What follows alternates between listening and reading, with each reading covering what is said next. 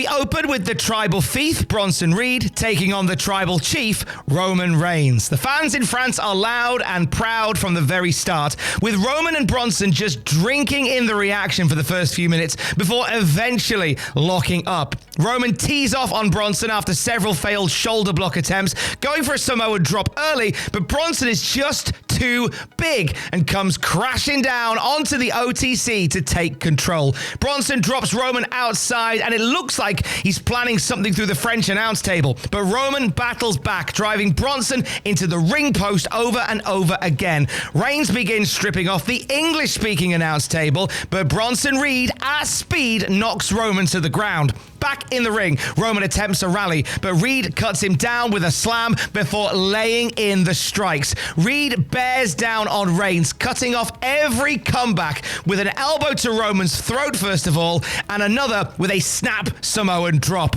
Bronson gets cocky. He begins parading the Shula Fala around the ring, giving Roman a window to get back into the fight. But he's once again halted as Reed unleashes his multiple headbutts to the fallen OTC. From here, Reed goes to steal Roman Reigns' shoes once again, but Roman battles off this attempted Jordan larceny and takes Reed down with a drive-by dropkick before shoving him into the steel steps. A Superman punch gets countered with a chokeslam, followed by a senton for a very near fall. Bronson gets a Death Valley driver countered with a crucifix pin, but Reed kicks out and lands the DVD, but only two is got. Big Bronson goes to dive through the ropes, but he gets his teeth rattled with a Superman punch, followed by a second in the ring, but it's only a 2 count.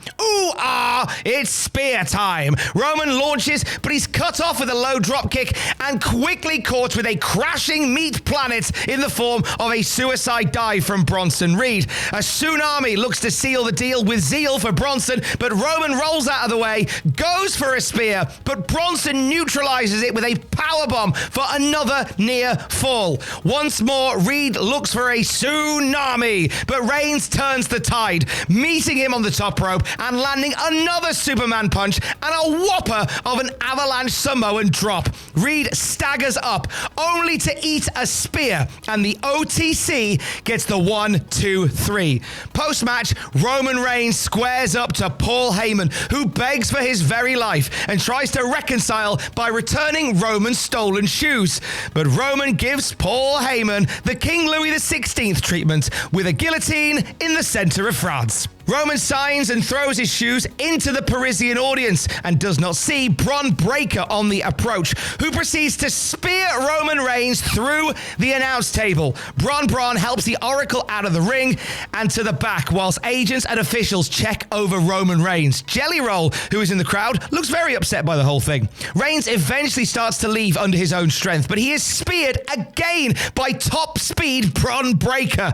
Reigns gets thrown back into the ring, where he receives a tsunami from Bronson Reed. Adam Pearce and more officials eventually try and get the Vision away and out of the arena as Roman Reigns is put on a backboard to be stretchered away. But we're still not done. Reed charges back to the ring and unleashes another tsunami onto Roman Reigns, who is strapped to the backboard. Finally, Roman gets some backup as Jey Uso hits the ring to send the Vision packing, but he falls victim to a spear by Bron Breakker as Bronson Reed hits another tsunami onto Roman Reigns. It's like they're going out of fashion. The ring, filled with French indie wrestlers, security, ultimately gets Bron gone. Jey is hurt ahead of his fatal 4-way match for the WWE World title, and Roman Reigns is being stretched out of the arena. An opening match that, between entrances, fighting, and that final tsunami, ate up almost a full hour of tonight's PLE.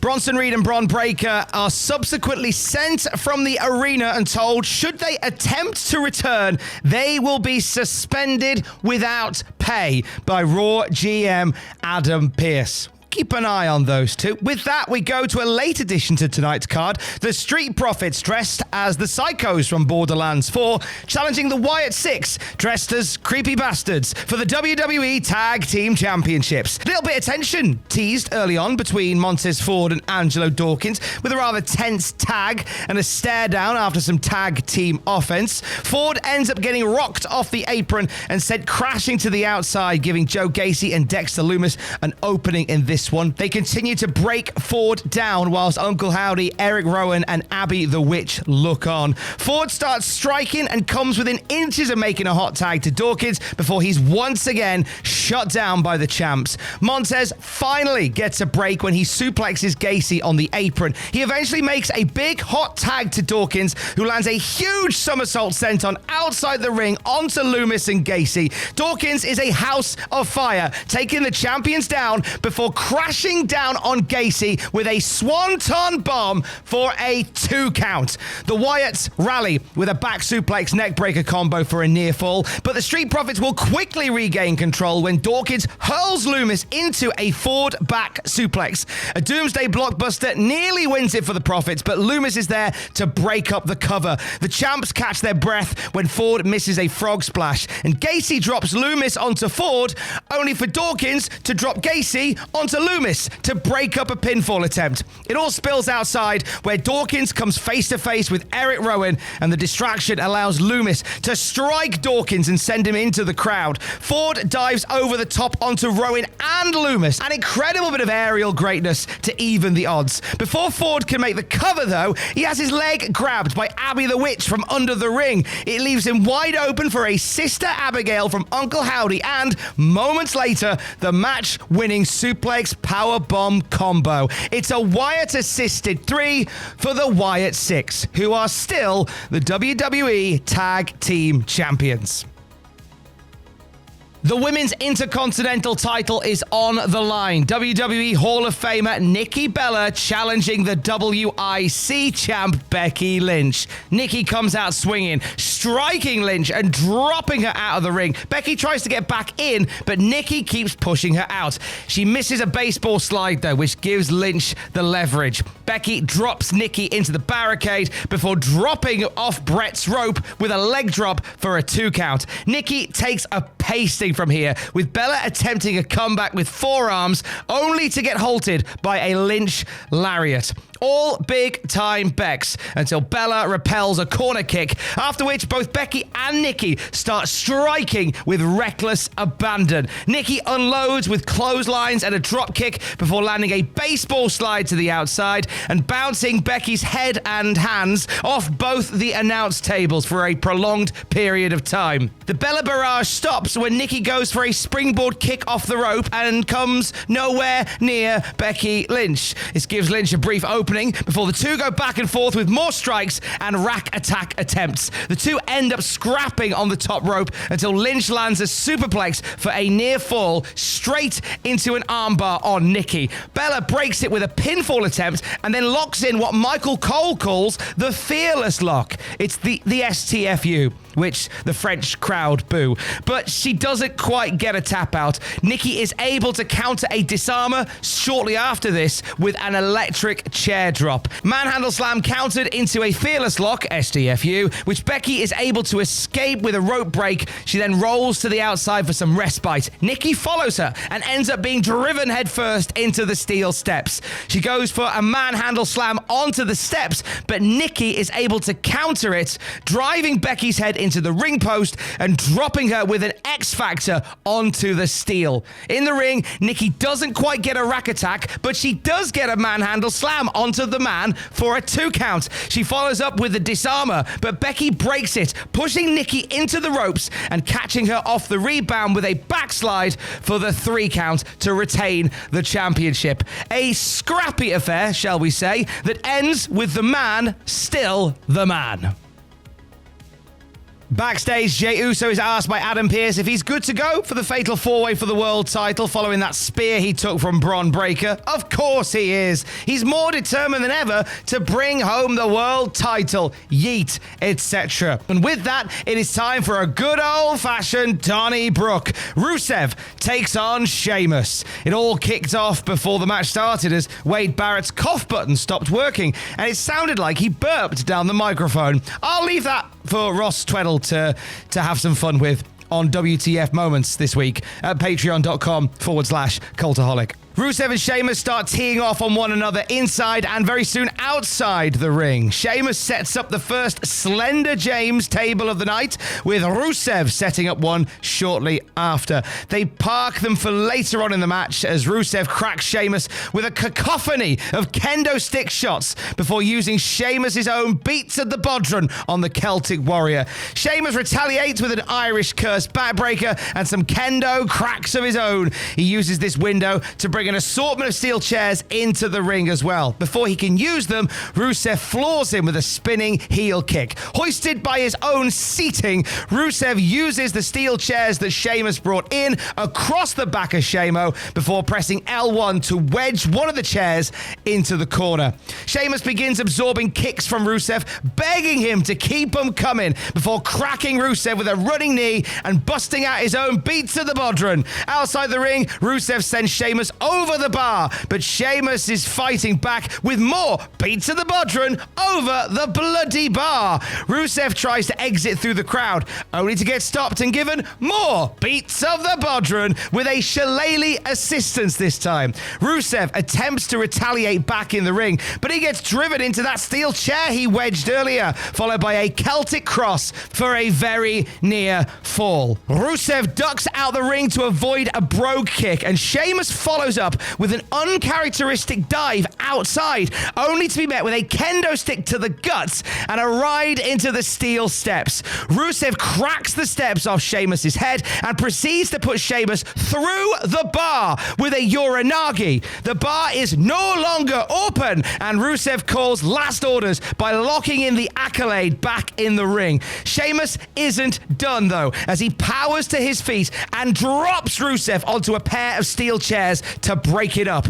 Out the ring once more they go. Sheamus and Rusev ascending the whiskey barrels at ringside, where Rusev reapplies the Accolade. Sheamus once more powers up to break the hold, blocks a uranagi attempt, and drops Rusev off the barrels and through the tables with white noise. Both men drag themselves back into the ring, with Rusev taking possession of Sheamus' shillelagh. Rusev swings, but Sheamus blocks it with a brogue kick right to the temple of Rusev for a 2.9 count. A set of Rusev matchka kicks follow, and a strike across the back with a shillelagh that actually breaks the damn thing, but it still doesn't keep Sheamus down.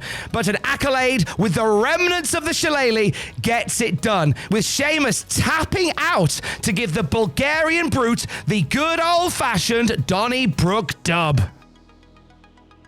The penultimate match of the night sees Logan Paul versus the never-seen 17 John Cena. Earth-shattering pop for John as he walks out in Paris for one final time. After an early feeling out process with headlocks and tests of strength, Paul stomps on Cena's foot and punches him in the guts to take the lead. Paul clatters Cena with punches to the midsection, and Cena attempts to get back into the match, but Logan Paul stops the comeback with a well-placed boot to the face. John gets an opening when he dodges a bit of Paul pugilism with a clothesline and some strikes, but once more, Cena's fight back is halted when Logan Paul busts John Cena's block with a blockbuster. We get a new chant for John Cena during this match as well, the French crowd giving us John Cena, la la la la la. It's an homage to Live is Life by Austrian band Opus. It was a song later covered by Stargo to great success, and a few other people as well. But that's beside the point. The story of the match is Logan Paul keeping John Cena grounded at every turn. A running punch to the corner by Logan gets countered captured by John, and he activates his moves of doom, complete with the Sank Knuckle Shuffle. However, the attitude adjustment is countered by Logan Paul, maneuvering onto the apron and coming off with a buckshot lariat for a 2 count. Cena counters the Paul from Grace with knees to the guts and lands the AA, but Paul gets the shoulder up. Logan Paul flips out of another AA and locks Big Match John into the octopus. John attempts to counter it with another AA, but Paul rolls him up, but John turns that roll up into an STFU. Logan Paul makes the ropes. John Cena drags him back to the center, but it gives Logan Paul an opportunity to avoid the STFU a second time. However, he does not avoid a tornado DDT, yet he is able to kick out at 2 once again. Another attempt at an attitude adjustment, but this time Logan Paul reverses it with an alley-oop, the old Big Show finisher from 01, for another near fall. Cena starts rolling back, more moves of doom, but Logan stops the rot with Dolph Ziggler's zigzag. Paul goes for another buckshot lariat. John Cena counters with Baron Corbin's bloody end of days. When your finisher doesn't get it done, just spam everyone else's. That becomes the story of this match. AA countered again with a swanton bomb and a standing moonsault from Logan Paul, just getting a 2 count. Logan sizes up Cena for a corner running uppercut. Cena moves out of the way, hits a tiger driver for a 2 count. More back and forth strikes sees Logan Paul land a Claudio pop-up uppercut for 2. Paul, with a bloody cut on his cheek, busts out John Cena's shoulder blocks and Blue Thunderbomb, but waits too long to hit the 5-knuckle shuffle, eats another AA, but kicks out again. Back to the back and forth strikes until Cena hits a Hurricane Rana and a Code Red, called on commentary as Roxanne Perez's Pop Rocks. Another AA is avoided, and Paul cracks Cena flush with that titanium-loaded right hand, but it only gets a 2 count. Logan Paul kips up and hits a fall from grace in 2 different corners, but it is still only 2. Logan Paul hits a 5-knuckle shuffle to the air near John Cena's head. It leads to an AA attempt reversed by Cena into a Styles Clash. A phenomenal chant from the crowd in France kicks off after this as well, but it only gets a 2 count. At this point, this is not so much a match and more just the finisher selection menu from the 2K games. The end comes when Logan Paul comes off the top with a crossbody and Cena catches him in midair and hits an attitude adjustment. He absorbs a titanium right hand from Logan Paul, rebounds off the ropes almost on instinct, hits a second AA, and gets the decisive 1, 2, 3. John Cena celebrates with the adulation of the French crowd before heading ringside to see the fan that he insulted during his heel run give his wife Shay a big old kiss and take a moment to hug Jelly Roll and Post Malone. A match filled with surprises, but I feel like we left a lot on the table. I was waiting for Logan Paul to hit Grado's wee boot, or John Cena to hit a Perry Saturn moss-covered 3-handled family credenza. With that, we come to the main event of the evening for the WWE World Heavyweight Championship. The challengers, Jey Uso, LA Knight, and CM Punk. The champion, Seth freaking Rollins. Punk kicks Jey Uso square in the chops to start us off. Rollins takes a powder, and LA Knight gives Punk a sneaky roll-up for 2. It's Punk and Knight going at it in the ring, with Rollins rushing the ring the moment their backs are turned to take down Knight. Uso re-enters the fray with a crossbody and clotheslines Rollins out of the ring. He goes for a dive, but Punk takes him down. Punk throws Uso into the corner, and at this point, Rollins pulls Punk from the ring and throws him into the crowd. Rollins then hits Jey Uso with Punk's signature corner attack, the cheeky boy. Here, Knight returns, and we get a yeet, yeah, pinball on Rollins until Seth gets knocked out of the ring, and we get Jey and Knight going mano a mano. Jey goes for a corner attack, and Seth Rollins stops him, jumping in and hitting Jey's signature corner attack instead, the cheeky boy. Soon enough, all 4 men are back in the ring, and the challengers turn their attention to the champion. Seth Rollins getting a 3-on-1 shoeing at this point. Knight and Punk end up arguing over who gets to beat up Rollins next. Ultimately, they decide decide to team up before Knight encourages the lads to put him through a table. Punk even tells Jay to get the tables. Once the table is arranged, Jay super kicks CM Punk and Knight clotheslines Rollins over the barricade. Jay drops Knight with a super kick before brawling with Rollins into the crowd. Knight will join them from the other side, and they fight back towards the ring where CM Punk joins in by diving off the barricade onto everybody. Back into the ring, Punk and Rollins go, with Punk landing a crossbody on Seth, followed by a neck breaker and a corner knee strike. Punk is about to put Rollins to sleep, but Jey Uso reemerges and takes Punk down with an enziguri. Knight re-enters and drops Uso with a reverse Death Valley driver before eating a shining wizard from CM Punk, who in turn eats a pedigree from Seth Rollins for a near fall. Rollins on top. He hits a frog splash to Uso and a buckle bomb to Knight, but he cannot get the three. Knight will rally on the champ with a flying clothesline and a Russian leg sweep before dropping Punk with a power slam and dropping a big elbow on the champion. Uso stops Knight hitting BFT on Rollins, but the rib injury at the hands of Bron Breakker from earlier in the night is causing him issues. Regardless, he ascends the ropes, but ends up at the top of a CM Punk LA Knight Tower of Doom for his trouble. Punk attempts to drive Rollins through the table from the apron, but Rollins is able to avoid certain doom by raking CM Punk's eyes. LA Knight seizes the opportunity to push Punk off the apron and send him through the table, dropping the champ with a BFT seconds later, but Jey Uso is able to stop the 3 count. When the dust settles, it's LA Knight and Jey Uso, the last two standing. They begin exchanging strikes in the middle of the ring, with Knight eventually sending Uso out of the ring, following up with a baseball slide. Knight bounces Jay's and then Seth's head off the announce table as commentary concedes that tonight could very well be LA Knight's night. However, that night is about to end. He goes for the big elbow onto Seth through the announce table, but a brief distraction from Jey Uso gives Seth a chance to recover, and Knight crashes and burns through the announce position. Jey Uso is back up. He wipes out Seth Rollins with a dive through the ropes, and back in the ring, Jay's attempt at a spear gets turned into a pedigree for a very near fall. Jay avoids a Phoenix splash from Seth Rollins and hits a super kick, a spear, and an Uso splash, but CM Punk returns from death with a diving elbow to break the cover. Punk cracks Uso with a GTS, but Rollins breaks the cover with a stomp to Punk. He covers Punk, but it's only 2. Rollins screams at CM Punk, demanding that he go away from WWE. He hates his family. He hates everything he stands for. He then hits stomps on the outside of the ring onto Uso and LA Knight. This leaves CM Punk alone in the ring. Seth Rollins positions Punk's head inside a steel chair, looking for the stomp to end all stomps, but Punk gets his head away just in time, and Seth's leg goes straight through the chair.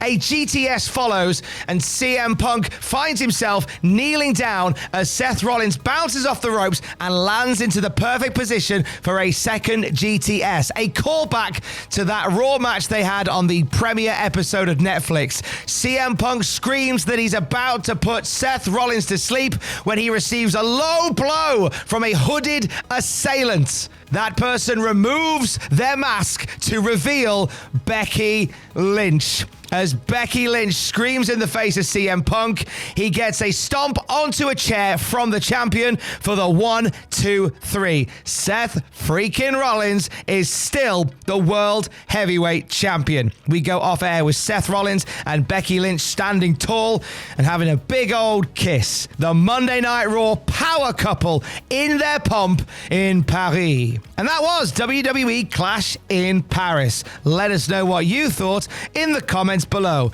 Je suis Tom Campbell de Cultaholic Wrestling. Soyez prudents. Je t'aime. Au revoir.